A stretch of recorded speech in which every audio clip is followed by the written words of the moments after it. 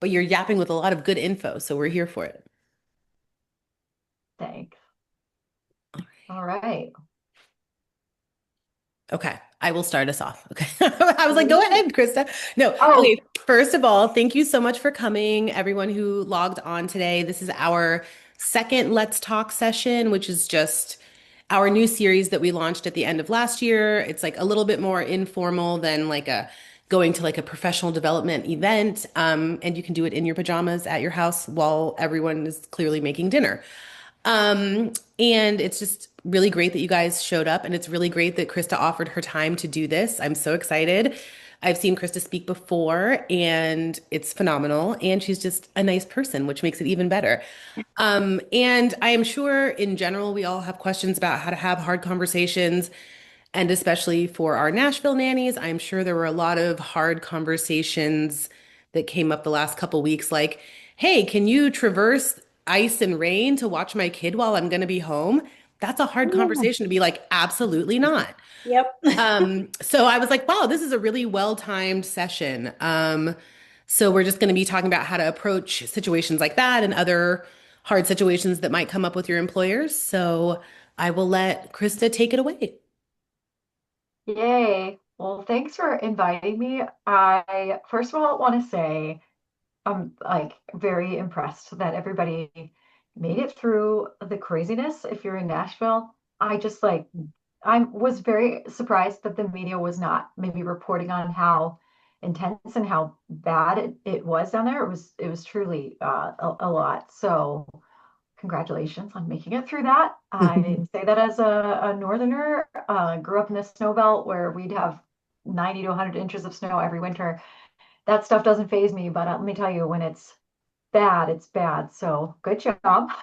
You did it, and I hope you treat yourself to some recognition.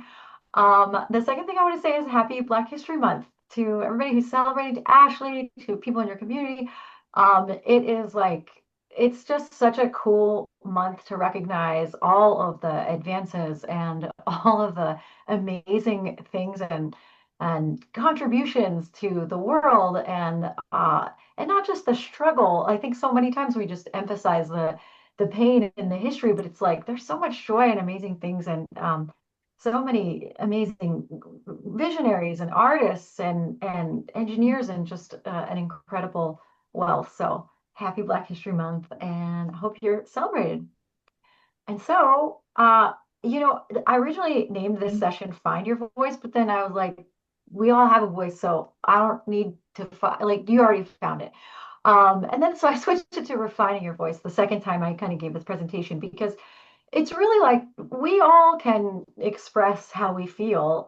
It's just a matter of fine tuning it and how to have tricky conversations. I say with confidence, but also fairness, because you have to be fair to yourself, but also to the family, right? Like, I didn't even think about the chaotic conversations you probably were all having, but like, it's hard to have a conversation when what's happening is also happening to your bosses, and how can you be fair to them too, and the children at the center of it. So this is a little bit about me.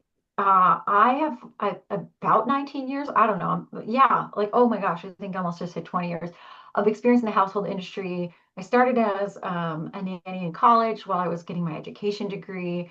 And then I was a pre-K teacher, an elementary school teacher. I've worked in Montessori classrooms. I'm not certified, but I've worked with mixed age. And then I was a nanny to, ultra high net worth families and regular families. Um, and I founded my own household staffing agency here in New York. I live in Brooklyn.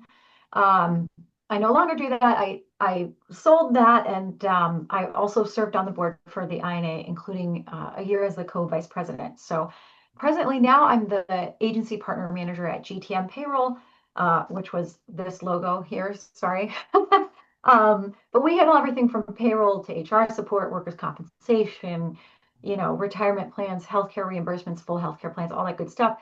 And my job now is to help agencies have these conversations and get their clients what they need. So kind of having been in the seat of all of that, I don't know. I feel like I'm totally married to this industry at this point. And that's me. I don't even like 13, 14 years ago. And there's like little nanny kid like hiding behind here in Bermuda. Rough life. And then that's my baby. She's not really a baby anymore. I've spoken at International Nanny Training Day, Nanny Palooza, INA conferences, and I was honored to be the keynote speaker at the 2019 APNA conference. And I mentioned what I do now. And this is, well, she's 4. She asked me how many quarters she was the other day, and I was very confused. She meant, so she's 4 1/4 now. She would be happy that I told you that. And really, I love anything outdoors, animals, and I really strongly believe in equality and honoring the shared humanity in us all. So that is a little bit about me. And this is I always kind of lay things out. First, we'll start with some agreements, then we'll get to scenarios, the method, and then a little practice. Maybe, I don't know. We'll see if we have time for practice, maybe not. But that can be homework, whatever. And then we'll do a little mini Q&A. So first things, a few agreements, like I said, we need to understand something, which is something we know, that conflict is inevitable, okay? No one is going to be 100% aligned in all things all the time. So it's important to remember that the issue is the problem, not the other person, okay? So it's not you versus them. It's, you know, you and your boss versus the thing that's kind of like in the middle, okay? Um, oh, I wanted to say one thing. With adults, a lot of these employers, they're used to talking to adults. They're used to like professional and direct communication where people work out conflicts and they make requests and they vocalize their problems. So then it really kind of bothers them when nannies are sheepish and avoidant and like awkward and tense about things. And they're like, they've had, like I said, when I ran my company, I would interview families to see what kind of person that they were looking to hire and what skills. And they'd be like, we just need someone to be direct and communicate and tell us. I'm like, that is really not often the nannies. And so I mean, it's just like, who can be direct when like the next day you could be fired, right? It's pretty tough. So, but what we're going to do today or tonight or whatever time zone, we're going to talk about ways to just make that happen and how to speak their language. So the number one thing we have to keep at the center of our minds is that we're modeling humanity for children. So how we handle conflicts, whether by avoiding them and stewing in them or being direct and clear or getting frustrated and taking like a dramatic action, we obviously don't often have tricky conversations with parents in front of the children. That wouldn't be ideal, but they can sense our frustrations. And so above all, we really need to think about making mature decisions that model that humanity that we want them to embody as they grow. I think that's in the center of everybody's practice anyway, what they do with children. So, um, obviously, a nanny is a luxury. Like that's my kind of luxury. Give me a pizza and a wine in a limo. I would love that. That's great. But if we really believe that nannying is a luxury, like having a nanny as a luxury, employing a nanny as a luxury, we have to provide a luxury service. And so what we are providing is a personalized, tailored service to families where we individualize, our style, our communication, our approach, our actions, all of this to provide the best care for children and caring for families. Uh, and it really takes that mental load off the families when we're doing our job really well. That's what the luxury is. And so obviously we know there is no HR department. We don't have a human resources that we can complain to. So we have to handle all these things are grievances with that professionalism, poise, and maturity. So, which is why you're here today. And I really want you to remember that my voice won't be yours. I'm going to offer you, like, I think of all these presentations as offerings. I'm going to offer you some suggestions on how to word things and how I would handle things. And obviously, it's going to be based on my decades of experience and trainings I've taken, conferences I've attended, relationships that I've helped kind of counsel, relationships I've had that didn't work out. Some of it may feel a little too direct for you. Some of it may feel not direct enough. And what I want to encourage you to do is just take what works for you and leave the rest behind. That kind of goes with every professional development training that you ever take. Not everything will be 100%, but just keep it in mind and find the nuggets. And lastly, I would say this is your first time here. And what I mean by that is this is your first time on earth in these situations. So you only know what you know when you know it. So these topics sometimes they can bring out like a lot of feelings of frustration and anger and regret and like even like that I want to prove it to you. It wasn't my fault, you know. Um New roads are really rocky, they're unpaved, sometimes they're confusing and wandering. So just take each conflict that you face with the understanding that the discomfort in the conversation is the work that you have to do to strengthen that muscle bit by bit. So conflict is okay. It's strengthening your ability to refine your voice, making it easier and easier and easier to speak up. Not necessarily to be demanding or center yourself in every situation, but how to tactfully kind of get there. And yeah, so I want to talk for a moment after I have a sip of water about electrical fires.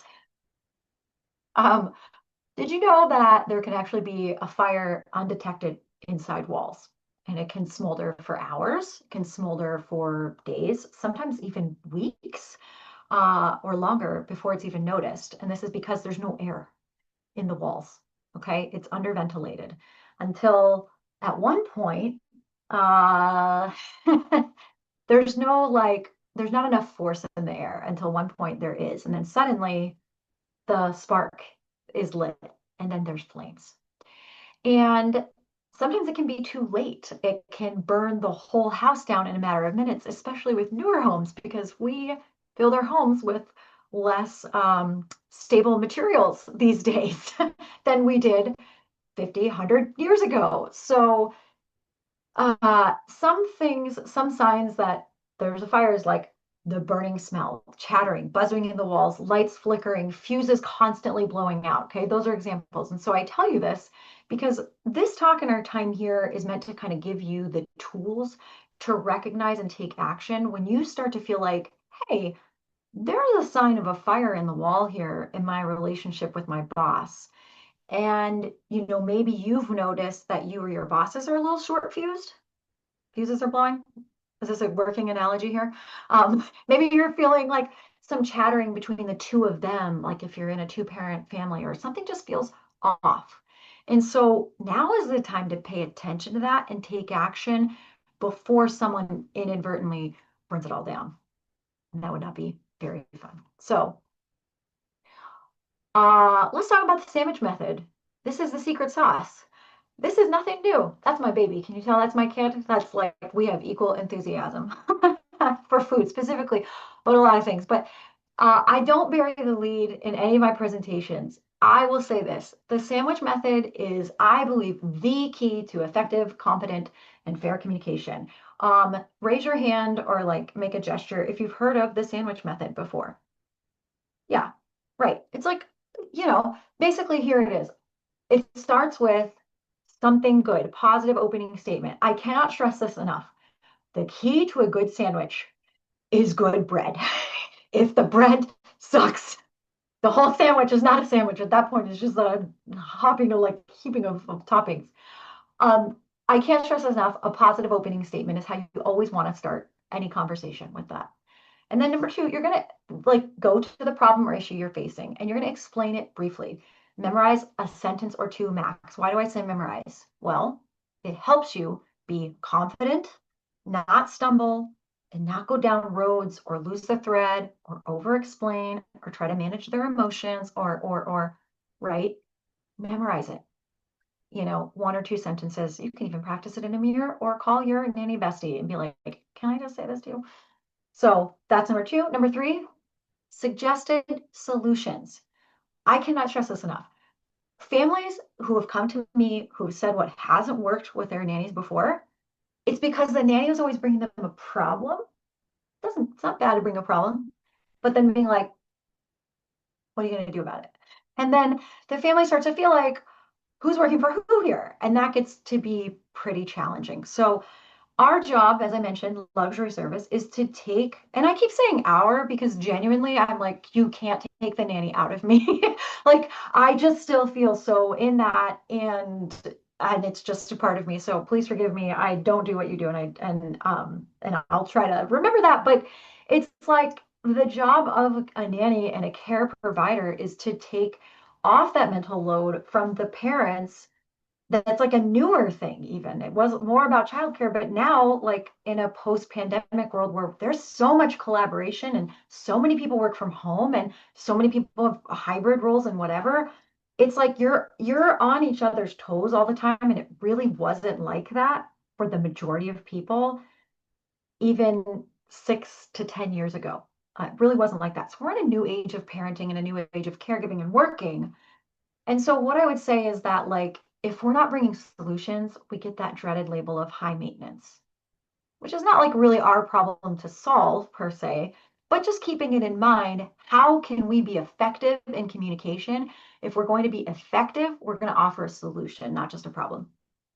So my suggestion is always to come up with 1 to 2 pieces of advice and be prepared to provide information if they ask. Like, for example, an on-call babysitter agency to utilize, or maybe a once-a-week cleaner that they could get and pay for, obviously. The costs associated with your idea. I did some research, any limitations. I don't know about you, but sometimes when you're working with some kind of high-powered people who are in the corporate world, if you bring them a problem, they want to know the solution, and then they want to know all the details, and they're like, blah, blah, blah, blah, ready. They don't want to have a second meeting. They don't want you to go and find a sitter agency or to da da da. They want to know what you've got. So be prepared. It's not that you need to like steamroll, but just be prepared. And then number 4, positive closing statement. Unless you're like in Scandinavia and have like an open face sandwich, which I do love, you usually have something to kind of sandwich it, pull it all together. Maybe reaffirm your strong partnership, your love for their child, your joy in the position, whatever it is, have it be genuine and have it ready. Okay. Um, yeah, I think that makes sense. Any questions on that?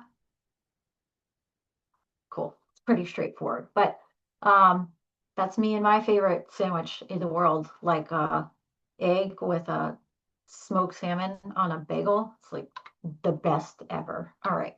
So here are just some of my favorite phrases for introducing the issue.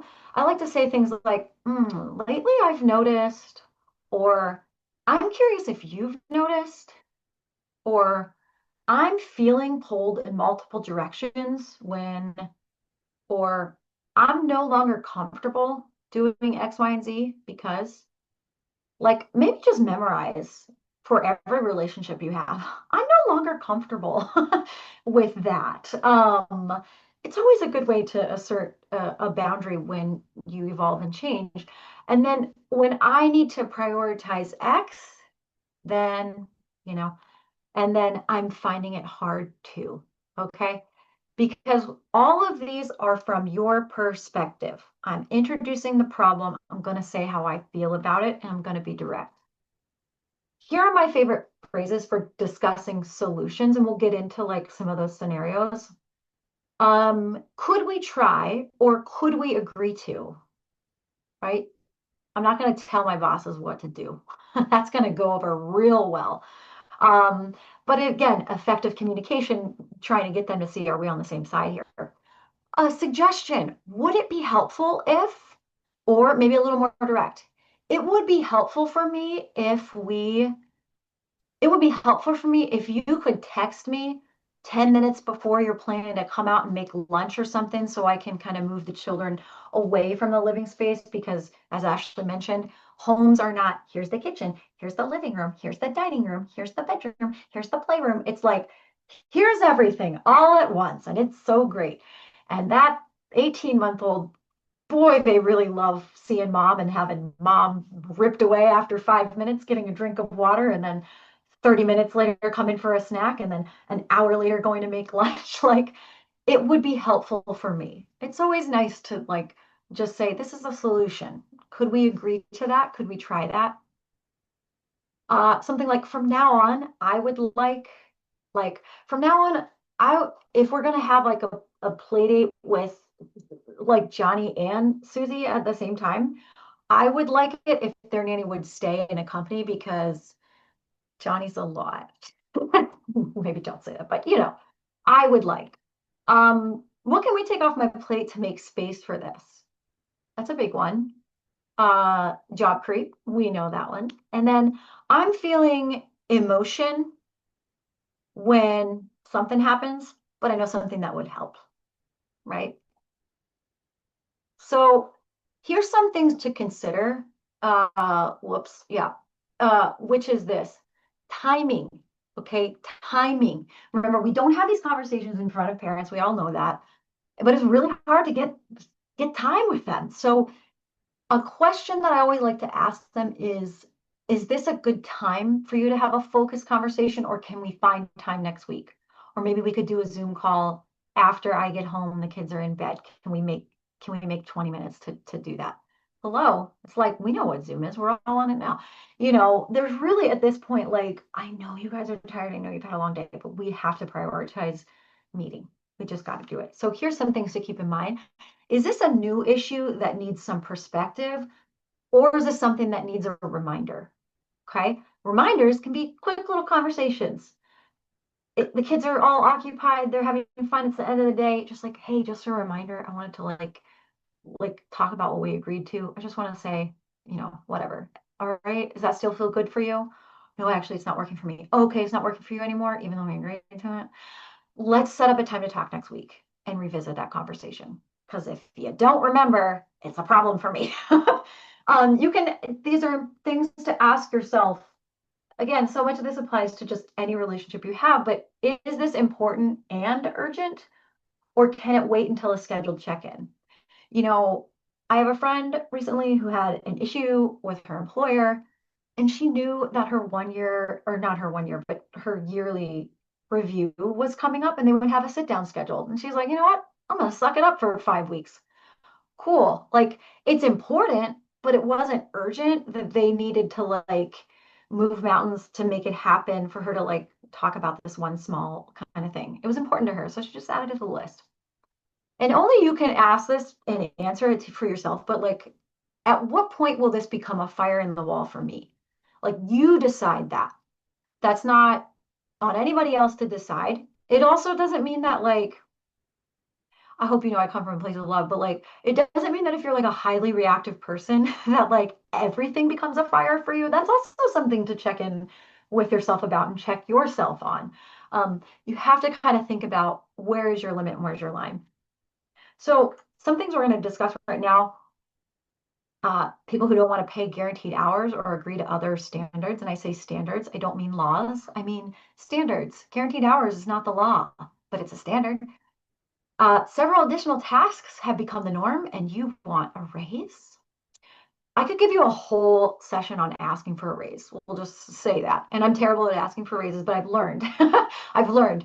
We're going to talk about misalignment and safety or discipline procedures just lightly. Job duties changed at the offer stage, like you've gone through a trial and now things are different, and that's fun. And then a Q&A with a few submitted questions. Obviously, if you have any, I did want to tell you, like, pop them in the chat because I'm a very off the cuff person. I think I can see the chat. Someone like put something in the chat and then I'll see if I can actually, oh, I think I can see that. Look at that. Yeah, I got it. We're great. Thank you. Perfect. Yeah. So if you have a Q&A or you want to chat something, put it there, because odds are I can like incorporate it because so much of this is just um, like repetitive in a way. So let's talk guaranteed hours. You really love your nanny kids overall. The position has been great so far, but now it's spring break and the nanny family has just told you that they've been invited on a last minute ski trip with friends. And since that's quite costly, they've decided to save some money and they aren't going to pay you for the week off. Oh, because legally, they really only have to pay you for the hours that you've actually worked and they know it. So while you are happy to get a little time off, you've still got bills to pay. So how do you handle this?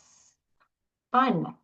So positive opening. I am so excited for the children to have this opportunity. It sounds so fun, even if you're like, oh, cool. This is really going to affect me. Try to find something that's genuinely like, that's positive about the situation. So here's the problem, friends. When I've worked positions in the past that did not provide stable, consistent income, it has made it challenging to reliably pay my bills. And I am not able to shift to that pay as we go structure, like it's direct. I'm not able to shift to that. We talked about that, and I'm not able to shift to that. See, look at me. I'm like talking too much. So, you know, uh, also, I can't pay my bills. Like, that's not their problem from their perspective. That's a you problem. It's a very serious you problem. It is not a good problem. But from their perspective, they're like, well, that's a you problem. You should have money in savings. We're not going to pay you for things you didn't work, even though we talked about it in the contract stage because you knew what you were doing because you're with the National Nanny Connection and you've learned whatever, you know. But sometimes people pretend. It's happened to me. So here's a suggested solution. I would just say all in the same breath. In order for me to guarantee my availability for you each week, I still need to be paid for my regular hours, even though you will not need me to work that week. Similar to how you would still need to pay for a spot in daycare, even when Jaden would not attend. Do y'all know that I had to pay for daycare when my child had off like 10 days in February last year, and it's 28 days in the month, and that was really fun. It was the same rate. But I didn't pull her out 10 days. It's just spring break and then this other holiday, and then she got sick maybe 2 days. So, they can understand that. It's not different with you. It's the same thing. Childcare is childcare. You have to be consistent if you want consistent coverage. So positive closing statement. Everything has been great this far, and I'm sure you can appreciate my practical needs in our arrangement. Do you have any questions? That is always a good thing to throw in there. Do you have any questions? It's not promising that you're going to change your mind, but it might allow you the opportunity to explore or expand upon what you are trying to say. Um, Sometimes it's like doesn't have to be like all that involved. It's like I show up for you like this, you show up for me. So, yeah, that's what I would say about guaranteed hours or sick days, even though a lot of states don't require sick days, things like that you've agreed to. Um, or maybe it's in your negotiation stage too.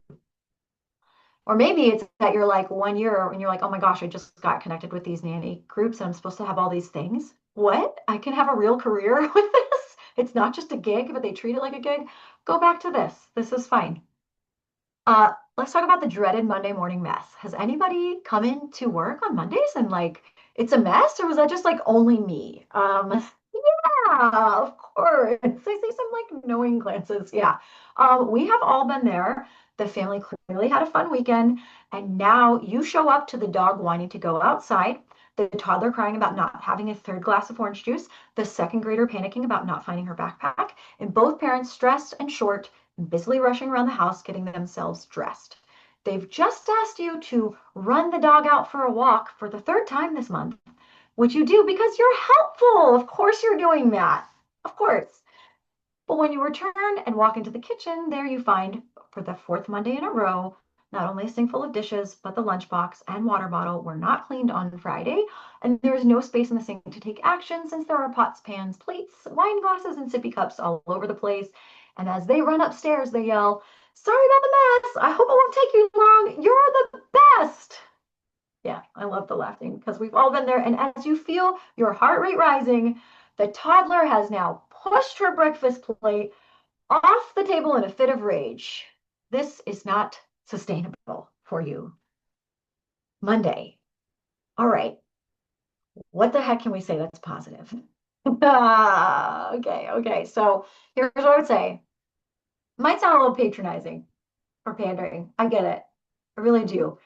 You could say something like, you guys always have such fun, packed weekends, and I love that you prioritize being together over less urgent tasks. I mean, I don't love it for me, but I love it for you. Um, Here's the thing.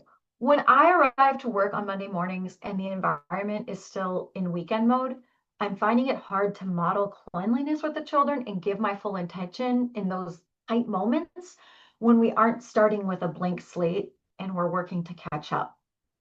Or maybe you're even saying, I'm not comfortable walking the dog. That's okay. I have two dogs. I'm comfortable walking a dog, but I might not be in your shoes. You might not be comfortable with that. So here's the thing, suggested solution. I'm curious if it would be helpful if I researched some cleaning companies who had availability to come on a few hours on Sunday so that we are starting the week fresh with only the breakfast dishes on Mondays. Or maybe I can create a plan for the children to take more responsibility with weekly chores on Sunday nights. They got a second grader and they have a toddler. The toddler can put their little socks in their little bin. The toddler can go around the house and bring things together. The second grader can help with a myriad of things. I mean, so here's you saying, I got some ideas. Remember, it's not, these dang parents don't respect me. They don't care about me. They don't care that this is my job. They take advantage of me. They take me for granted. It might be those things. You might be feeling those things. Two things can be true, but at the same time, it's not really that they're trying to be vindictive or nasty to you. I would hope they're not trying to be passive aggressive, and in that case, finding a new job. But the truth is that it's like you two or three versus the problem. What's the problem? The place is a dang mess. So positive, you know what? We always work so well together and we work as a team. And I know with just a little bit more effort, things can run smoothly as we start each week with less stress and on a more positive foot. Okay. We can do it. It's not a big deal. Now, here's the thing. Like I said, you can't tell your bosses what to do. You can't say, you need to hire a cleaning person on Sunday to work 6 hours because I can't take this. But if they keep not taking this seriously, you sent that life preserver, like the SOS, save our ship, please. I don't love this anymore. I'm communicating effectively. Job creep. Who knows what this is? Who's heard that phrase before? Like job creep, role creep. Yeah, it's like very common. Your job is to be helpful and take the mental load off your boss's plates. And wow, do you crush it? So much so that over the course of the past 6 months, it's now assumed that you are the one to take the mom's $5,000 gala dress to the dry cleaners, pick up the cat from the vet, and prep 3 dinners a week, planning them too, and research activities for the trip to Bora Bora, sometimes all with the children in tow. What a compliment to your attitude and your abilities. Great job, guys. But as you feel your tongue start to tie, you admit to yourself, this is not sustainable, not at this wage. So, positive opening. Sometimes I'm a parent. I'm going to speak as a parent right now. If you saw my house right now, because we moved on I don't even know what day. We moved Sunday. Was it this week? No, last week. What day is today? Monday. All right. We moved 8 days ago. My house is a wreck and life goes on. Life goes on. And so sometimes for parents, they just want to be seen and acknowledged too, just like you. I will just put that out there. We're kind of all the same. So sometimes the positive opening is just saying, I want to just first of all acknowledge how much you're juggling. I see how hard you are working, and yet you show up for your children. And I know that they see it too. You say that to a parent, they're going to melt like butter. I'm sorry. They will, because you're saying, like, I see it, and I see how you're showing up in your job. You're staying employed.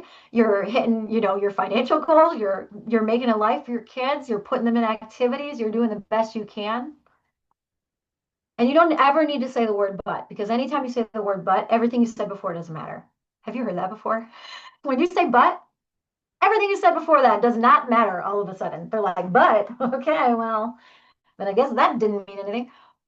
You could just say it plainly. Lately, I've noticed that there are several tasks I'm expected to complete that aren't directly related to the care of your children and go well beyond what we discussed in our contract. It's a fact. I'm always happy to help, but here's the thing. I'm feeling torn in multiple directions. So here's some solutions. Okay. Someone had asked a question, submitted a question beforehand, like, how do I ask for a raise when things are like things have changed a lot and I'm doing a lot? Like I said, I'll get to a raises, but I could honestly give you a whole thing on that. But here for this specific thing, there's two things that I want to kind of lead with. You can say, here's two ideas. You could say, in the past, when I've worked family assistant jobs, because they need to know this is a different job. It's a different job. They probably don't know that. They're paying you, and now you get to work. It's a different job. So you can say something like my hourly rate was X dollars higher. That shouldn't be dollar X, whatever, but like X dollars higher to reflect the skills and capabilities I bring to this role. Here's what I want to say. There's two types of raises. There's a peanut butter jelly raise that's spread evenly like this. Every year you get a 3% cost of living, you get a dollar raise or whatever, even. Doesn't matter if you're flexible, if they text you at 7 a.m., you come in at 8. Doesn't matter if you work a bunch of overtime or weekends, you're going to get that 3 to 4%, whatever raise. Or there's merit-based raises, which is I do these are the ways I've demonstrated all these changes with your kids. I've done X, Y, and Z. And I have this experience, and I went to this training, and on that random like I said, Tuesday night, it's not Monday. Didn't I say it was Monday? See, it's Tuesday. Like I attended this thing on Tuesday night, and I've learned these things, and I'm refining skills. So guess what? Are you don't need to say all that before this question, by the way. This is self-talk. But you can say to them, are you open to discussing a raise that is merit-based and reflective of the value I bring to your family? Like merit-based, it's warranted. It's another way to phrase that is like, because I've said this to one of my bosses before. How do you feel this raise reflects the value that I bring? That can be in a contract negotiation. How do you feel about that raise? Like, do you feel it's reflective of the value that I'm bringing to your family? And sometimes they'll go, "Oh, I wish I could pay you $100 an hour." That's very lovely. Could you? That would be so great. But anyway, are you open to discussing that? Because we don't need to have that conversation right now. Remember, be prepared because if they're that corporate driver, get it done. I don't want to talk about this later. Let's talk about it right now. What do you want? Like, how much would you want? Like, but just tell me a number. Just like, what would you want? Like, be prepared for that energy to like come at you and stay ready. But if they're not that kind of person and they're like, whoa, more money? Like, but like I thought you were like super cool with this because you're like really nice and very giving. And I'm so blindsided by this because I thought you were okay with this. No, I am. I'm super okay with it. Like I'm totally fine with it. Um, it's just things are different, and this is a different job. This is a different role. And in the past, even if there hasn't been a past, you don't have to lie. I mean, you can say these types of roles, if I were to go interview for these types of roles, they're at this rate. Um, so are you open to that? And they say, no, like really, I can't. Like we don't have the budget. You can be like, gotcha. So have a think. So you're giving a direction. This is a solution. I asked for if we could talk about the money. You said no. So plan B is here's what you got to do. And now I'm going to be direct. I'm not going to be rude, but I'm going to be direct. Direct and rude are not the same thing. I'm going to be kind. I'm going to say, okay, got it. No problem. Cost of living, money's tight for everybody. Listen, money's tight for everybody might insult them like they're, yeah, whatever. But people get weird about money. But you can just say, no problem. I know it's kind of out of left field and we're not at the year mark or whatever. But what I need you to do is just have a think about what you can take off my plate to ensure that my focus and energy can be spent on providing your children with the absolute best care, like we talked about when I was first hired. When is good for you next week? So when you ask a question, it demands a response. So don't say, let's talk next week, because guess what? You're not talking next week. You're going to say, when is good for you to talk next week? Because then they go, oh, Tuesday? Yeah, Tuesday? Great, Tuesday. I'll hold you to it. We'll talk about the exact time. Okay? Does that make sense? Any questions there? Cool. We'll talk a little bit about raises too, but I'm not going to give you like a positive closing because I figure you got that. So someone asked, oh wait, wow, what's your name again? I'm sorry, you're not Jason, but what's your name again? I'm sorry if you can me. Uh, Julie. No, it says you asked a question. Person name Maya. is My name's Maya. Maya. Sorry. My No, husband's name is on there. I don't know it's why. fine. It's all good. but Maya asked, when it comes to guaranteed hours or job creep, could you not just refer parents back to the contract when they change things? Or is it more professional to address it without bringing up the contract? Maya, here's the thing. I think both things are true. I think both are true. Sometimes parents, this is getting like into a little bit of like subjective opinion, but we say contract, but what we really mean is agreement, because unless you're in like the state, I think it's like Montana or something, you can be let go at any time. We're hired at will. You can quit anytime. They can fire you at any time. They can let you go at any time for any reason. Obviously not legally protected class reasons, and you'd have to prove and document, and if you had a case and whatever. But like that's kind of the thing, is like even with guaranteed hours, like you're agreeing in good faith that they're going to do this for you. But like legally, it's not like you did the work and then they didn't honor the contract and pay you. It's Right. like you didn't do the work, right? So it's like this area where sometimes people are like, they didn't pay me $500. I'm going to take it to a small claims court. It's like that'll get thrown out because you didn't actually do the labor. And so it's a sticky situation where everybody walks in and they trust one another. So is it more professional to address it without bringing up the contract? I think it, like I said, I think it's subjective, and I think it depends on how it will be received from the family. Will Yeah. it be effective to refer to the contract? Sometimes, you know, I I think that it's effective to say something along the lines of like, especially like this situation here, there's several tasks. Nope. There's several tasks that I'm expected to complete that go beyond like related to the like care of your children and what was discussed in our contract. Like this goes beyond that. Yeah. And so I'm dropping the word contract to be like, do you remember what we talked about in that agreement? And Right. then that way, if they're like, oh, well, don't worry. I mean, it's an agreement. And if your needs change, your needs change. Do you know what I didn't say in the beginning that I would like to say now? Is that in any time of conflict, the person you're having a conflict with wants to feel like the most important part in the center.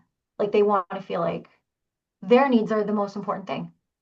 But like if their needs are the most important thing, you let them walk all over you. Well, that's not what you want to do. I mean, like that's you're here because you don't want that to happen. So, but sometimes you need to make them feel that a little bit. And so I don't think it's wrong to say refer to the contract, especially if you're not going to ask for a raise. If you're going to be like, hey, look, I was super happy to do you a solid, like those pipes burst and you had to put in some long hours at your job, like to wrap up that, whatever that deal with that client you're working on. You are like busy, right? That's positive. I see you. I saw how busy you were. I was trying to like be a little flexible, but now I just can't keep doing that. It's really affecting my care of the children, and I'm not as present with them. So let's agree moving forward to review what's in our agreement, and let's stick to that. That's really what I want. That's the job I was hired for. That's what I love to do. I'm passionate about working with children. I love you guys, but I'm not passionate about picking up dry cleaning and picking up dog poop. You know what I mean? So that's totally fine too. Not everybody needs to negotiate a raise. So yeah, I think it's very professional to remind them of what they agreed to. That's what I will Mhm. say. Okay. Good job, Maya. Thank you for that. So you need to, when you're like, you need a raise, like this is like a thing, ask yourself these questions. This is how you can kind of build your raise. Unrelated to job creep. This can be the 10-year mark. This can be like Kelly Garrison, come on. Kelly could give this a thousand times over, but what I would say is this. Ask yourself what's changed about the role and how have you gone above and beyond? I'm talking bring receipts, bring stats. That baby who was struggling with potty training is no longer struggling at all, communicates very well, is learning to clean, like say specifically, right? Like I'm in business now. And when I talked at my year review, boom, boom, boom, boom, boom, I had to write a self review. These are all the things I do. Give yourself a self review and reflect before you go into your meeting. Treat it like corporate. Be a corporate baddie who, wipes noses for a living. It's like, it's not glamorous, but treat it like it is because it is. Like, it is. It's like world changing work. It is the most important work. sorry to every other, well, maybe not doctors, but like, it's like really top three most important work is caring for kids in the next generation. That's it. And so treat it like with the importance. What's changed about the role? How have you gone above and beyond? And then ask for the raise with confidence. Please don't flinch with numbers. They will acknowledge your worth. Remember, PB&J raise, spread evenly, everybody gets the same thing, doesn't really matter, or merit based. If you've got the receipts, then you can ask for the raise with confidence. And I want to remind you, they are used to talking about numbers all the time. All the time. All the time. Like, they're not uncomfortable, so you better get comfortable. Rehearse it with a friend. I was not very comfortable talking about numbers when I was with a 3-year-old all day and we were counting, but we weren't talking about money and fiscal responsibilities and long-term plannings and high yield savings account and like saving for college and like paying off debt and maybe buying a mortgage, like getting a mortgage. Like I didn't talk about that with my 3-year-old, but like I have to know those things with myself so I can know what I'm worth and ask for that. And you have to ask yourself, assuming that you have their trust, first of all, document for yourself all the extras you do as you do them, and that's key, as you do them. So if and do it like in your phone and the notes because you'll never lose it. They asked you to come in to stay late that one random Friday. Oh, they got an invitation to go out with like their coworkers for like a happy hour, but like mom is like already on a work trip. So like dad asked if you could stay so he could go out. Guess what?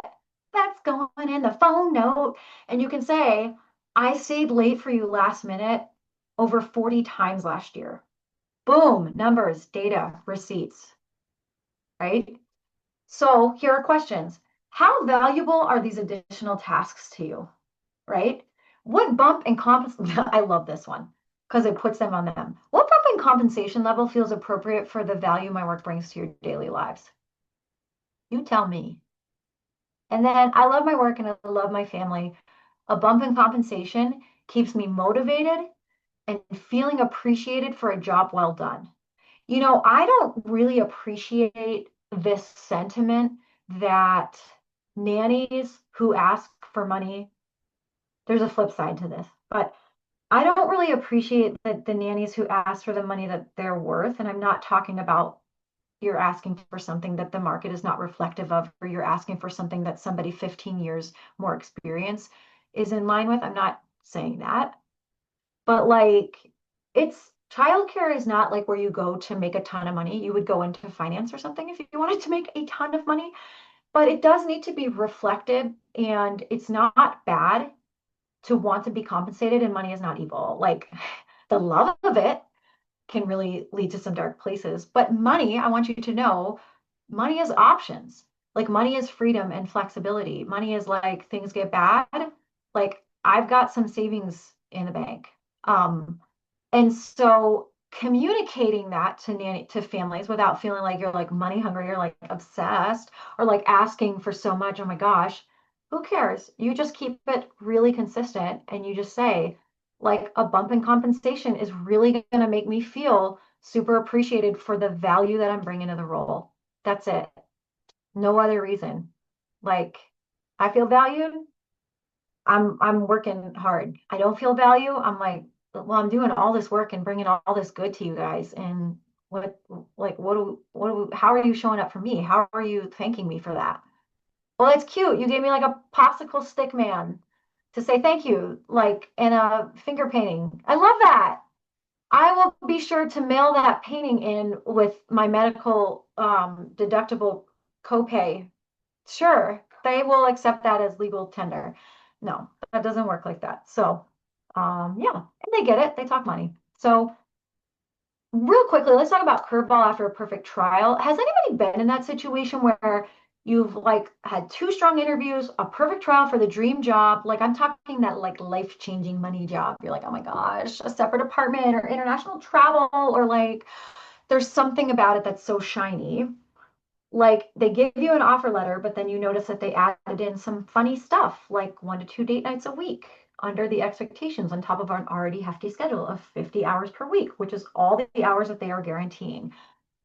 So the questions you ask yourself is like, how do you feel and how do you tactfully discuss your boundaries without blowing the whole opportunity? So here's the thing. Is it a deal breaker or can you accommodate this change with a different change?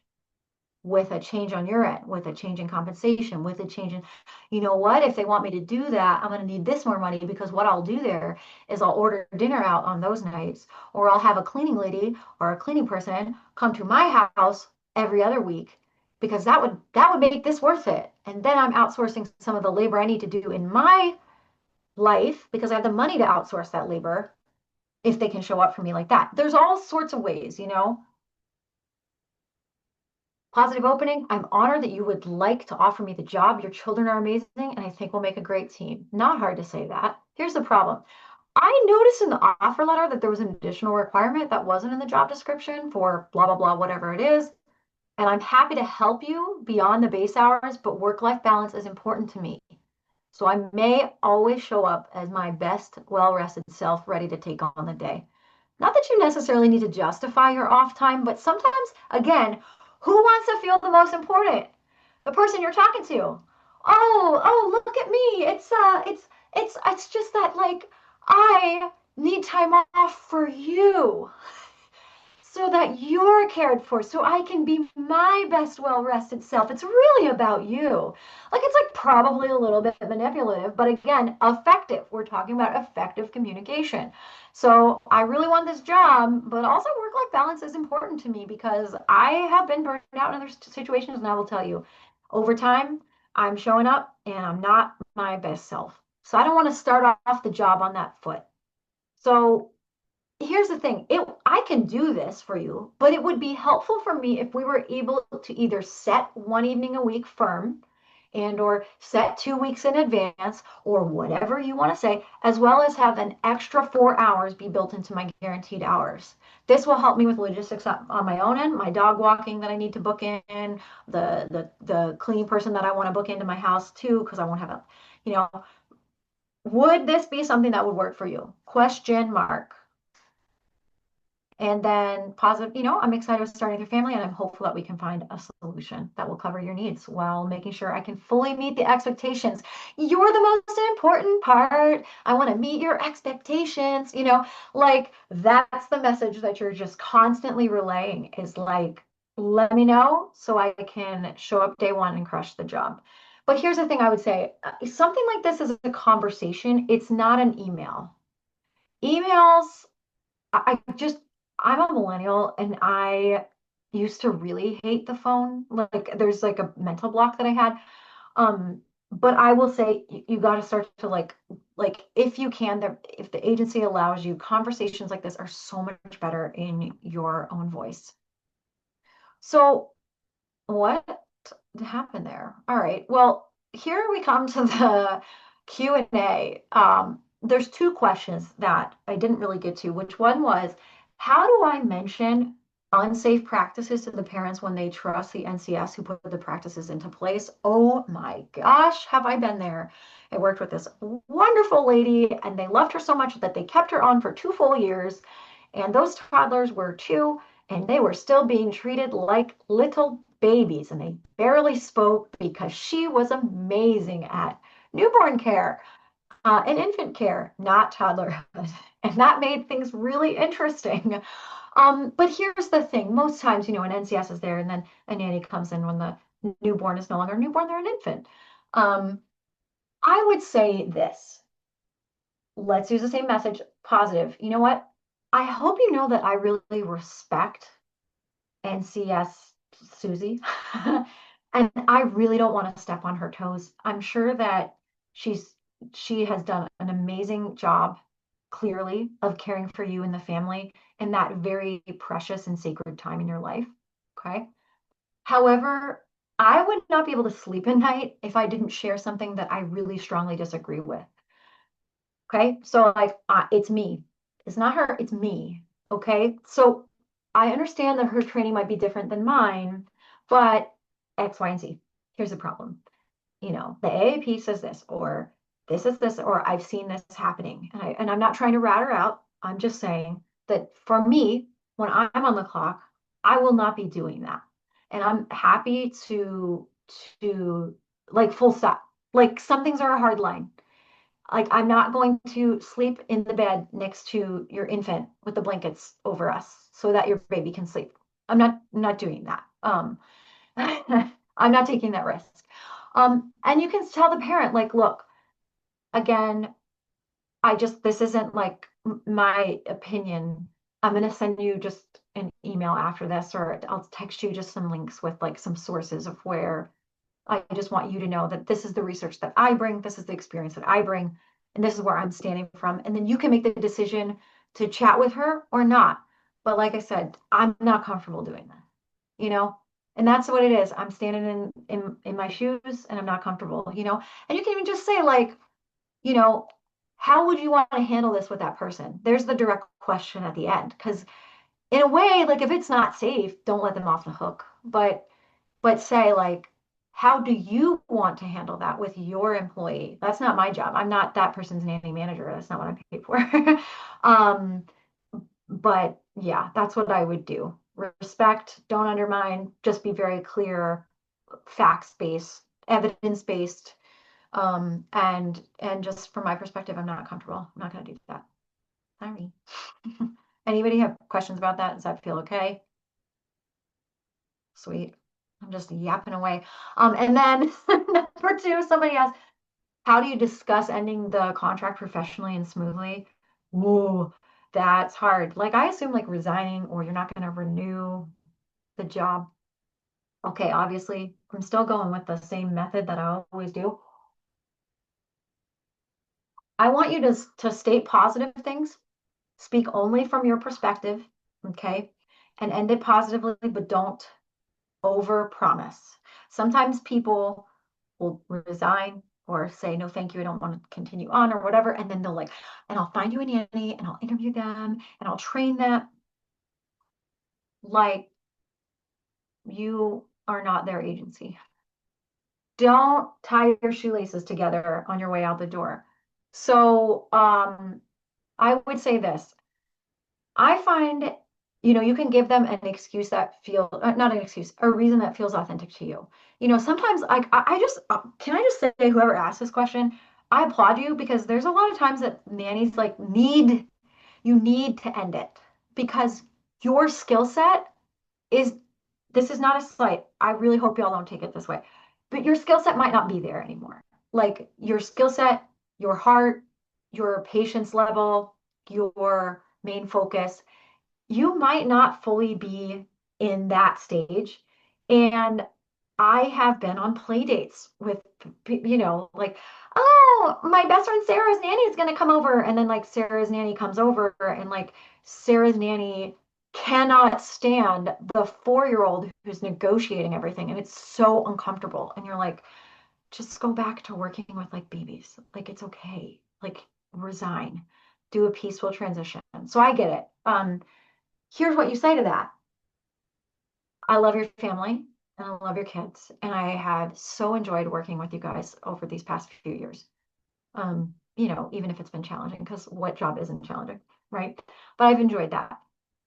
I've had a lot of time to just kind of reflect, and I have come to the conclusion, right? Remember, like, it's not you, it's me. This is what we need to think about. I've come to the conclusion that I'm best with working with younger children. And it's just feeling like it's my time to go before the children feel it too. Because they're going to feel that I am more frustrated and I'm feeling it more. And so this is me coming to you to say, I really don't want to renew that contract. It is not you. You guys have been amazing. It's purely my skill set, my heart, my intention, my joy, the things that I really love. Or like, say it like, look, they're in middle school and they want you to be a family assistant. And you're like, I am literally home staring at these walls and running to grocery stores and chopping veggies. And like, I miss running around the playground. That's fine. That's fine. That's good. That's your skill. Don't waste your skill like on I've just been here so long. Like go for what you're passionate about. And that's what it is like you don't have to throw yourself under the bus. You don't have to like say that you're bad at your job or something. You can acknowledge that you've met their expectations over time, but just be honest because I really I cannot stress this enough. How you leave is a reflection of who you are. How you're let go is a reflection of who they are. You know, I have resigned from a job. I gave 4 weeks notice. I was fired immediately. The dad said the F word, walked out of the room. And that was it. And I was with him for 2 years. And it was very, very hard on me. It was very hard. I didn't even like know therapy like should have been an option. At that point, it was like so long ago. But I should have went to therapy because it was really, really hard on me, and I really loved that family. And it just there were so many reasons why it was time after 2 years. There's only so many 6:30 a.m. text messages that my physical heart could sustain without going and getting heart palpitations. And then, I wasn't as honest as I could have been, but I planted seeds along the way. So it shouldn't have necessarily been a shock when you're like, hey, can I have a schedule? Um, so don't let that thing, like I said, fire in the wall, don't let it blow up to where now the kids' lives are affected, the parents' jobs are affected, you totally lose a reference. In my defense, look, I gave 4 weeks and I still lost the reference after 2 years. Well, you can do whatever you want. Some people are going to be pissed no matter what. The point is this, like, one thing, an agreement you need to understand in your life, which probably some of you do, so I don't mean to talk down to you, is just let them own their feelings.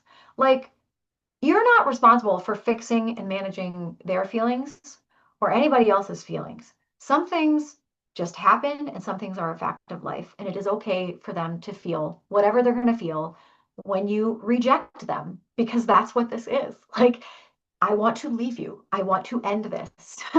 It's a rejection and it will hurt them. And so you have to accept that on your own. Um, you don't have to like relitigate everything or over explain, it's just your time. But I will say that above all, be honest, even if it's not the full complete picture. Don't change your story. Don't tell somebody something else. Don't say something to them later. It can and it will often get back to them. And then that's a lot more hurtful. And then there's just like no chance of having any kind of relationship. So, yeah. So that's what I would say with those two. Does anybody have any other questions? I mean, you can come off of mute or, I would say if you have like a scenario or something, try to keep it to a minute or whatever, and then we can kind of chat about it. But um, anybody have anything you want to ask? No? I mean, I've been yapping, so I feel like now you know absolutely everything that I've learned in 20 years. So if something comes up, put it in the chat. But I would say this, we don't have time to exercise this right now. You're going to do homework.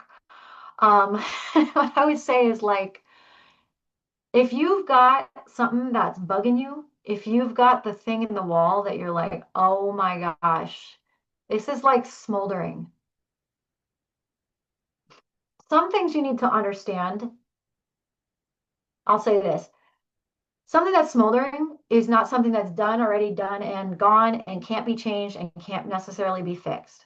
Sometimes you have to say your piece, like maybe they treated you poorly when those pipes burst or you were working in that hotel room or whatever, and you just need to say, hey, I keep thinking about this, and I just want you to know, I know things were really intense, but I'm still really hurt with the way that you treated me. Like that might catch them off guard. Maybe they need to apologize. Wealth doesn't like shield them from accountability for their actions, but also you're not really holding your employer accountable. So some things, what I'm saying is some things that are smoldering in the walls for you and feeling like, oh, like they might just be your issues, your thing to deal with. I'll just say on your own. And then some things are like, this is a problem, it's recurring, and we got to work together. So use the sandwich method maybe tonight if you're not too burned out or like interested in the Olympics or whatever. Maybe you want to just like write it for yourself. Take 10 to 15 minutes. I know you've got it. Your brain might be a little wonky, but sometimes that's okay for you to be wonky because again, remember, you memorize 1 to 2 sentences. You don't give a whole Zoom presentation to your clients. So, Kelly, do you want to come off of mute? Uh, I can come off of mute. Yes, thank you. Hi. Hi. I was like, I need to like record this and keep this in my pocket. Like, there's so many great things that you said, but Oh, a couple of things like stood out for me in having been doing this so long. yes. One is I realized that when I'm starting to be micromanaged and like little things or there's stressors and it seems like it's all coming down on me, it's not about me. It's not about anything that I'm doing. It's something else in the environment, usually work, like their work. And it took me a while to figure it out that when it was predominantly mom boss, when she gets in that micromanaging kind of very nitpicky almost, there's something going on at work that is really, really extremely stressful for her. And the only thing that she can control in that moment is me and the work I'm Yeah. doing. And once I recognized that and acknowledged it, then it's like I can just kind of, just go about my day and brush those off. But so I would just say if you're noticing tension or stress or something that is directed at you, it's probably not about you. It's just there's Yeah. something going on in their environment, be it personal, professional, uh, and we just become an easy target, for use of better words. Um, and I think acknowledging that and figuring out how you are going to cope with that, Yes. or how you can communicate that, with the parents in a way that is respectful and acknowledging, like, hey, I get this, and what can I do to help? The other thing is, and as you were talking about the sandwich, and I learned that from Wendy Sachs many, many years ago. They had the ham sandwich, is what she called it. And but I had a boss. I worked for a single mom, and she would constantly be coming to me and tell me, I told you that, I told you that, I told you to do that, I mentioned that to you. And I'm very, Yes. I'm busy, but I'm like, if you tell me something, it gets written down or it gets put in my phone, or, I'm very on top of things. And so I really struggled with that. And it was hard being like, no, I'm sorry you didn't. And there was a lot of pushback. Finally got to the point, I just bought a notebook, I laid it down, I said, anything that, you feel Right. is important enough that you want to tell me, you need to write it down. And then that way there's no miscommunication, there's no missed messages, the tasks, the requests are right there. And she didn't like it, but I'm like, other we're going to have this stressor between us, and it's Right. not worth it to continue like that. So this is what we're going to have to do. Well, and that's like, it wasn't you versus her. It was, we both have a shared problem, which is Hmm. something is a ball is getting dropped. Um, Odd that she would think that Kelly Garris would miss those things repeatedly, but that's a choice. But no, that's like, here's the solution. Do you Yeah. have a better solution? I mean, you wouldn't say it like that, but until the solution presents itself, I love that. And I think, Kelly, you touched on something in the first point, which is a life lesson that most of us like really need to keep in mind is often the way you are treated has little to nothing to do with you. That does not mean it's excusable. To your point, Kelly, you have to think about how you're going to address it or manage it or endure it. Sometimes you're in positions that you just endure. Sometimes they're going through a divorce and they didn't tell you until the proceedings have started, and you're like, it would have been great to know this because the kids, there are things that are going on, perimenopause, menopause, postpartum depression, postpartum anxiety. There's all sorts of things that they may personally go through, and it's going to come out in a different way. Which, is something that I also have a slide on. We already talked about those, so we don't need those. But like, a loving reminder that I want to kind of impart to you guys. I'm gonna like skip ahead. I want to say something hard pass. Verbal abuse, like yelling, or you're so stupid. How could you do that? Or like, that was the dumbest decision you could make. Or like, I've told you this 1,000 times. Or you're so bad at this, whatever. Psychological abuse, like, I never said that. You don't know what you're talking about. You will not, like, I'm sorry, like physical, sexual harassment, these are all hard passes. And accountability for employers also matters, but it's like I said, it's really hard because they rule kind of the livelihood. Like they've got it right there. And if they don't like being held accountable for the way that they're treating you, it might all be over. And honestly, like sometimes that's a good thing. That's why I say make a plan of how you're going to handle it. And above all, stop spending money, start saving. Save, save, save as much as you can because having money is having options if things go really toxic. And again, only you can kind of tell the line of harm on your personal well-being. Harm does not mean I'm annoyed or that was kind of a crappy way she said that. Like, I'm talking about continued things. There are things that are just kind of hard lines. And to Kelly's point, it doesn't necessarily mean that the way you're treated has anything to do with you at all. But it's also not always an excuse.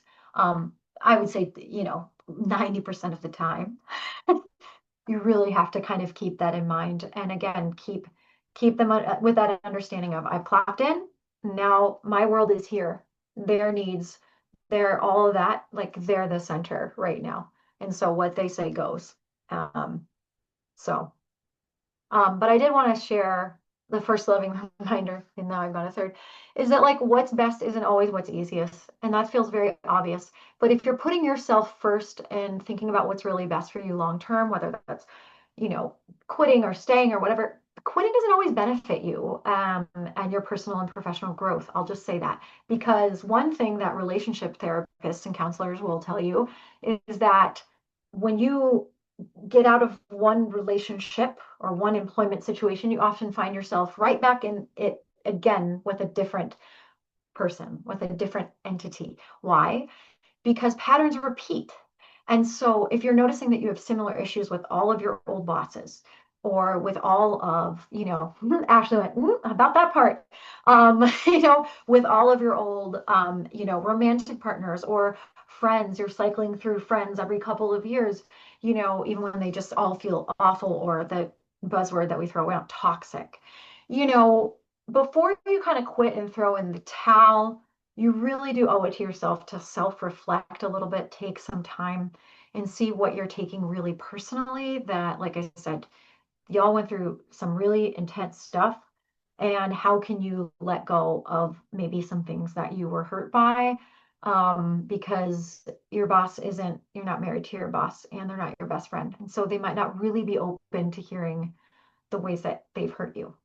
It's just kind of like part of it. And it's hard, but that's like also professional as well as like carrying that. But really only you can truly decide if there's more that you can do and communicate and tweak things to be more effective in your communication, or if you're like, this is it, the line's here. Um, and then the last thing is just commit to widening your perspective. On Kelly's note, um, it's just extremely important to approach your bosses just as you do with the children in your care. I have to say it. Sometimes I feel like when I talk to adults, I'm like, I just talk to them like I do 3-year-olds. And that's, again, I try not to be patronizing, but it's like, I talk to my dad, like I'm like talking to my 4-year-old and I'm like gentle parenting my dad. And like, really, that's an interesting thing. And so what, like, tell me more about that.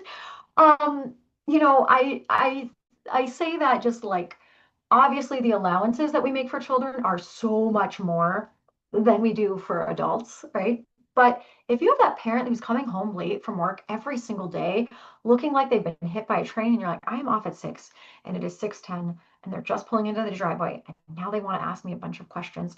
Like, you know, you kind of choose when you have compassion and where the limit is, and then be like, hey, do we need to like switch this to 6:15 and then guarantee me, an extra hour and 15 minutes every week in my guaranteed pay. So I'm committing to you. Like, I don't want to feel tense or bothered that I can't get to my evening plans because, and I don't want you to feel like I'm watching the clock. So let's just extend the day a little bit and you pay me more and I like, and then no one's upset, right? Um, if you've got a new mom who's really, to Kelly's point, fussing you at you about everything, I actually feel like it should be required for every nanny, every nanny to take like a course on postpartum mood disorders because they are so common that I don't even know that they should be called disorders. It's just like life. It's just life. Like no one comes out on the other side of growing and birthing and healing and feeding, whether that's with your body or with a bottle. Like no one comes out on the other side of that like, well, everything is great and everything is cool. And I'm like, feel like I did like a year ago. I'm great. Like they now have this little being that they have to keep alive while also still acting like everything else is normal and balancing everything else and returning back to work or whatever. It's like it's like a level that most folks you can't you have to learn about. I attended an NCS track in 2016 at INA about this with Dr. Shoshana Bennett. She, I believe, is in DC, and she was talking about the movie Dark Side of the Moon, and it talked about that. And I mean, it was so eye-opening for me to understand my bosses, even my mother when she had my sisters. That's the point, is education is key. You just have to widen your perspective. Don't assume, don't ask prying questions. Be professional, of course. That's not really what I'm trying to insinuate, but you never really know what someone's going through. And it's just important that you be kind and fair to them because having perspective just really helps you to have these conversations so much easier. And to be a better employee, to like, kill it even more and to be your best professional self. So yeah. So that's really what I would say. This is just a little bit about us, what I do at my company. These are the things that we do and support. And I'm just so glad that I could be here with you guys. And I mean, I still have time. I'm fine. This is my information, call me, beat me if you want to reach me.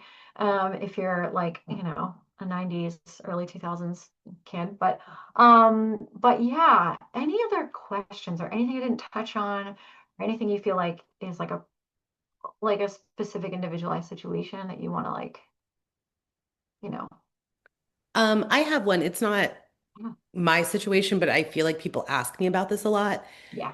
Because you brought up like being a millennial, not wanting to talk on the phone. And I've been a nanny for 20 years now, so like I'm watching the ages of the parents change, and this is the first time I've had employers that are younger than me. And Oh, so yeah. That's a weird how thing. how would you approach like differing communication styles? Because if I want to have a hard conversation, I want to set a meeting when the kids aren't around and talk. But the younger my bosses get, the more they want to talk about serious things via text, which luckily I Yeah, currently have bosses that I can say to them, yeah, no, I don't want to talk about that via text. But I have had friends say, look at this text my boss sent me. Like, I can't read the tone. Or do you think I yeah, should, talk about this later? Like, do you have any advice for, totally. you know, blending communication styles, I guess I would say. Yeah. Well, first advice, like again, like what I would say about like commit to widening your perspective. Like I think the first thing is always education about like in general, what do different generations prefer for communication? Okay. That doesn't mean you need to cater to their preferences, but if you kind of know that like, yeah, I'll never forget when I got an inquiry from a family that was like they could pay a nanny like $45 an hour and they were like 27 years old. And I was like, what? And like their net worth was all over the internet. And I was like, what is happening? This feels wrong. Like I get it because I like, and especially with like influencers and people where we have like a whole line of jobs that like didn't exist and a lot of travel and everything is go, go, go and things change on a moment's notice. And so you have to be in constant communication. It's super hard. It's super hard, even if you understand different generations. What I would say is it does not hurt to communicate um, what's best for you in that situation, I will just say. And I would pull historically because here's the thing folks are hiring you because you're a professional in your experience. And so they're leaning on your experience and they're leaning on your knowledge. And one thing you have knowledge of is effective communication and past history and what's worked in the past. I'll tell you, obviously, what families don't often like, and they should chill about it, but what they don't often like is like when nannies come in and be like, well, in my old job, and in an old job, I did this, and then like they come in like it's their household to run. But then families get upset when they don't come in acting like it's their household to run. So it's just such a fine balance. What I would say is, getting back to my point, is that you really, as much as you can, just kind of communicate from that seat of let's open it positive. You said that it's like they want to text things when there's an issue.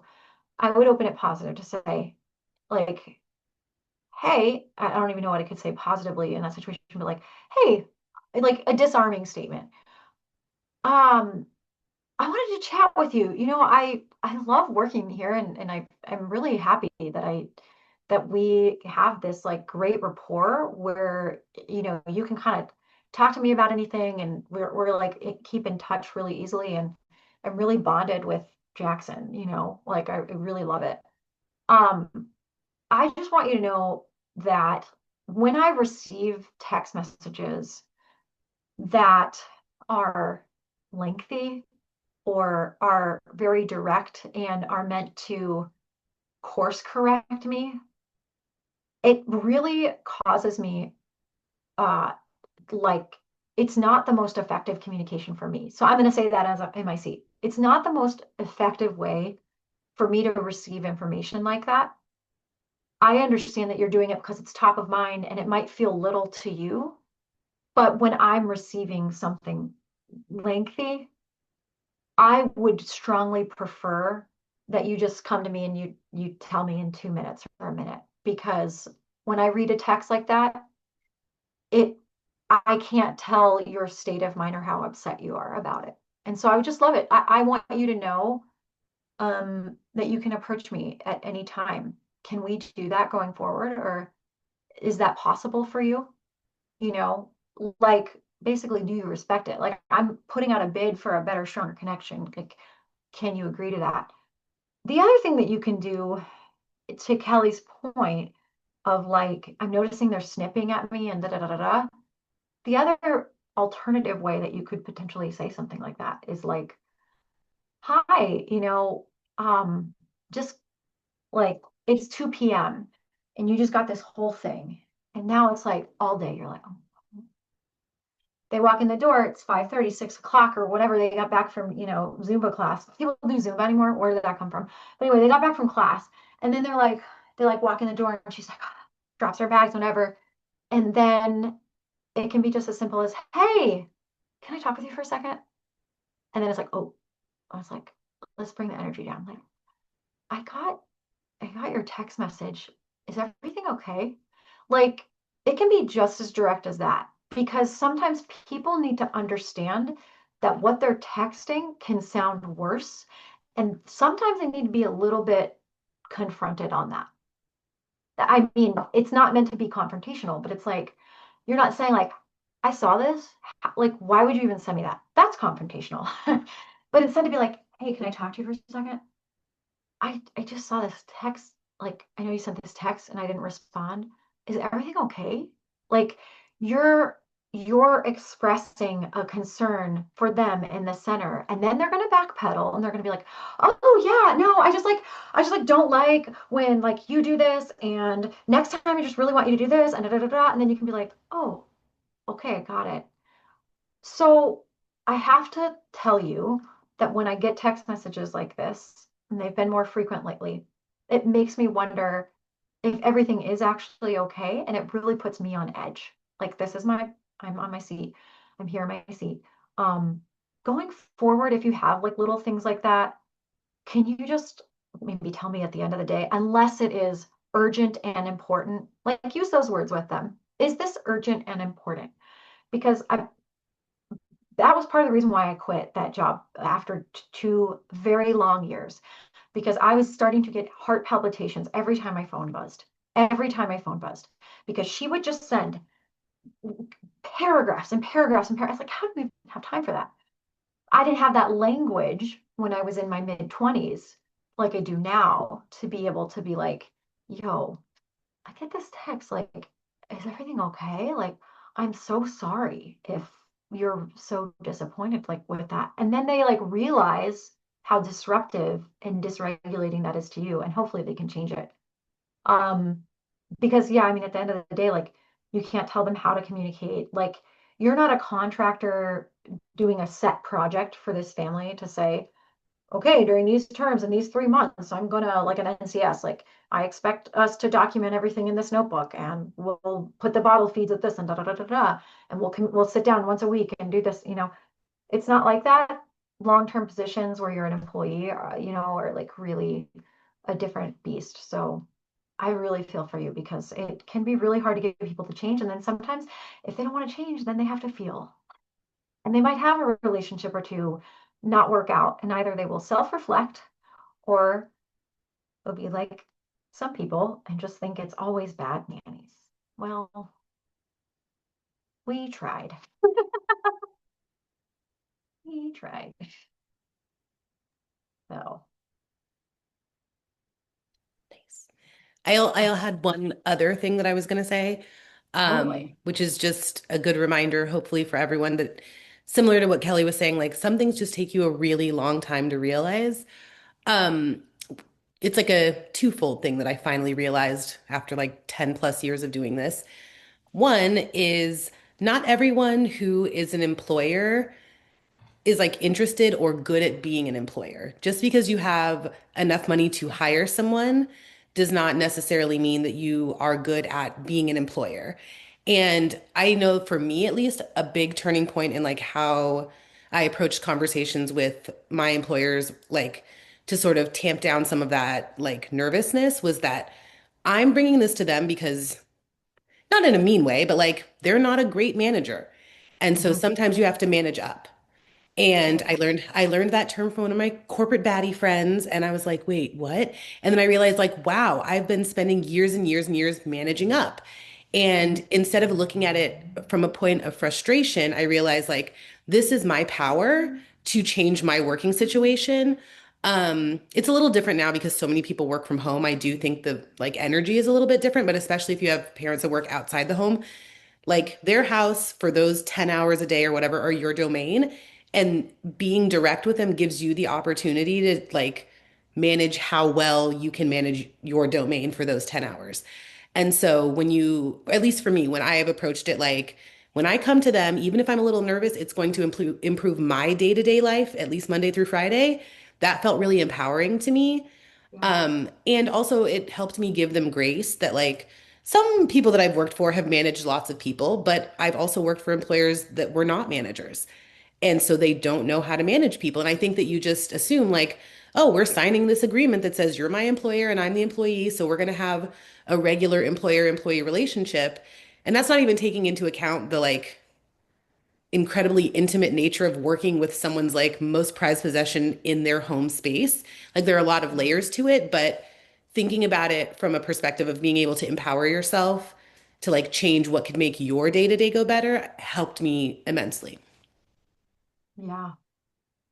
Yeah. It's like this is the tool. It's the thing I said in the beginning of like this is a muscle to work out, to exercise, and it gets easier and it gets easier. And then you view it less as confrontation and more about alignment.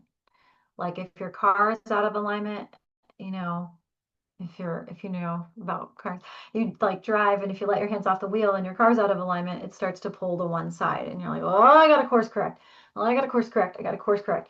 Like that's what ideally communication should be like. It's just a little course correction, not like a like let's pull a car out of the road, you know. And it comes through practice, and I love that point. Like it's like you're empowered to make your world like you are in control. You're in control. The only thing you can control is yourself. That's even like that's where it comes down to like the communication texting. Like you can't control them. You can offer them that bid for a better connection and a better workspace and better communication. But like if they're not going to take that bid, they're going to learn. like at a point. Either you're going to be let go because you don't respond to their text messages and you don't like make things better all the time because everything is a problem to be solved. There's a point when that happens. Um, uh, or they learn and then they adapt, but you can't always control it. You can only control yourself. And I love that. That's so good. And I would tell you, being on the other side, being on the recruitment side, being on the staffing, meeting with clients, going to their homes, I will just say nobody knows what they're doing. Nobody knows how to be a boss, truly. It's like when people become parents. A lot of people who become parents, like were around their cousins maybe 20 years ago, or they're the baby of the family. They've never held a baby. They don't know what's going on. And that's like such a foreign concept to me because I'm like, kids are like, if I like always have kids around me from when I was like young. But it's like they only know what they know when it's time. So yeah, like that's the widening your perspective is understanding that not everybody knows how to be a great boss. And also not everybody will like listen to an agency or has like space on their plate to take the best advice or they're going to manage you like it is corporate and they expect you to be direct with all of your communication and be super organized and be like a corporate person. And you're like, that's where an agency side comes in to help them kind of manage those expectations to be like, this is a childcare provider. They talk to 3-year-olds all day long. They don't talk to adults. It's okay if things are awkward or they say things weird. That's okay. Like sometimes nannies are weird. Sometimes we're just weird. And that's fine. We work with kids. Don't you want us to be weird? Like, do you want us to be buttoned up and wear a suit and speak like this? No. You want your nannies to be a little childlike with good judgment, right? And so, yeah, that's a very, very, very important thing to keep in mind, Ashley. Yeah. Sweet. I feel like we just had a play date for adults. We should have brought like an adult bevy or something if you're like into that sort of thing. Or like a s'more, like popcorn, or like I know, like a it should little have been treat. mandatory. Yeah. That's what I'm gonna like Like level up bring for the your next snack Let's hour. Talk. Just send everybody a I snack. know. That would be very cute. Mandatory. You must You must bring have a it. snack. I love that. And like, bring your dog. Where's one of my dogs? This is one of my dogs. Oh, He's hanging out. that's cute. Cool. Does anybody have any other questions? Yes, no. Speak now. Or forever hold your peace. Well, I assume nobody has questions because you did such a great job, Krista. Oh no, thanks. Thanks for having me. Oh my gosh, of Like course. yeah, it This was was great to fantastic. meet with you all. Hopefully we'll meet in person someday. I'm going to be at the INA conference in Denver. I'll be there. Yay! I'm Yay. going to be in Boston for INT. Sarah Peters. Sarah, I'm looking at your picture and you look familiar to me. So that'll be exciting. And I know if you guys are attending International Nanny Training Day, in Nashville, I think there's one this year too. And Yep. hopefully you guys can, attend and I'll be the one in Nashville. That's awesome. Yes, make Yeah. sure you get your tickets. We are 50% sold out already. Woo. So get on it. I love to hear that. Yeah, Love me to hear too. that. It's already February though. It's like 50% in February. Oh my gosh. Yeah, it's wild. That's Yeah. awesome. Yeah. Cool. Well, like I said, if you need anything, you know where to find me, or ask Ashley, Yes. but I'm around. I joke that I'm omnipresent. People are like, "Are you going to this?" I'm like, I am omnipresent. I am everywhere. That's part of my job. Yes. So, but yeah, I appreciate your time and attention, and hopefully you had good takeaways and some good homework that can help, build you up and help you work through some stuff because everybody has things to work through. Trust me, every working relationship does. It's people. Yes. We work with Also, people. I love a good role play moment. So Nashville Nannies, if you ever want to like practice a conversation, that's how I work through all of my stuff. So you can find me, you know where to find me. So I'm always happy to practice. Uh-huh. I Yes. like that because I'm going to be giving this presentation in Boston at INTD, so maybe we should do Ooh, that. as an exercise. You Would be should. great. It's helpful because sometimes So it just helpful. feels a little silly, and I like to like throw a curveball and be like, today I'm going to practice being a nice boss. Today I'm going to Yeah. practice being a mean boss. Like, so you'll be prepared for whatever happens. So I know the person who can like never get on the same page and never agree, and then the conversation just exactly. ends like, well, I guess we're done here. And then like the Right, next day right. give 2 weeks notice. Exactly. Well, thank you so much, Krista. Everyone have a good night. Thank you so much for joining this Let's Talk session.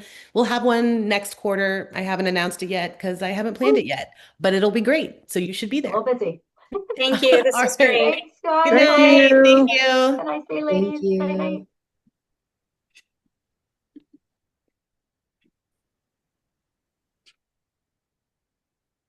Hi, Lindsay. Bye. I owe you an email, by the way, with an agenda. I haven't done it yet, but I Yes, will. you do. I'm getting there. I You've got am. a few days. What day is it? Today's Tuesday? Today's Tuesday. Yeah. So we've I'm got getting there. we got a few days. I will also shave this part off the recording as I'm just like chatting with you personally. Are you back at work at regular work now? You guys out of the Yes. hotel and Yes. They got Okay. power back on Friday. So woo! I bet you're so happy. Oh my God. yes. Yes. Yes. Yes. Oh, Good. I yes. know. Oh, I yeah. feel like everyone is just like, please, one shred of normalcy. Like, oh my God. Yeah. Mara was crying on Friday because she wanted to go home and we were going to the hotel and Oh, she cried. It was like, you know what, girl? Me too. yeah. You're like, I too want Like, to cry. same. Yeah. Ugh. Yeah. I'm so glad you guys are back to a little semblance of normal. Yes. All right. I also, oh wait, this is one last question and then I'll let you go. For our meeting on Sunday, should we like go somewhere? Like you want to like go have brunch or like That would be fun. yeah, we can talk business and do brunch.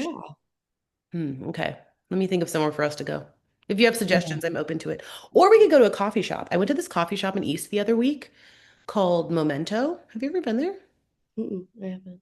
I couldn't tell you anything about it because it was the only like this is the first time I've been there, so I'm not like, oh, it's near XYZ. Yeah. But it was great. It had good like there was a lot of space in there, it was well lit, they had great coffee, and it looks like they had food. So maybe we'll do that. Yeah. Yeah. Because then that way we're not like because the only thing about like eating at a restaurant, then it's like you gotta like finish up, you know? Yeah, that's true. That's true. A coffee shop is a good kind of middle In ground. between. Yeah. Yeah. Okay, Low cool. pressure. Wonderful. Yeah. Thank you for signing on tonight. It was good to see you. Yes, good to All see you right. too. Hannah and Robin, if you're still there, thank you for coming. And I will see all of you, Oh, hey, come to the play date. I need to start advertising it. It's at Play All Day. Yes, I think we should be there. I have my schedule and we should be there. Yes, I I'm gonna haven't start advertising like it tomorrow. My brain bought has it been. yet, but actually I'll probably try to do that tomorrow Yeah. with their credit card. Robin, it is on Monday at 10:30. Keep an eye on Instagram and Facebook. I'll post about it. I just had to post about this. I got to get a good posting schedule. It's hard. But it's really fun and it's like what's like $15 to go or something. Yeah. And you can order coffee from the coffee shop to be brought to the play space. Love that. Yes. But it does have like limited spots. So make sure you get your ticket. I don't know. All right. I will see you on Sunday. And it's list for tomorrow. Right. All right. Good night. See you Sunday. Yeah.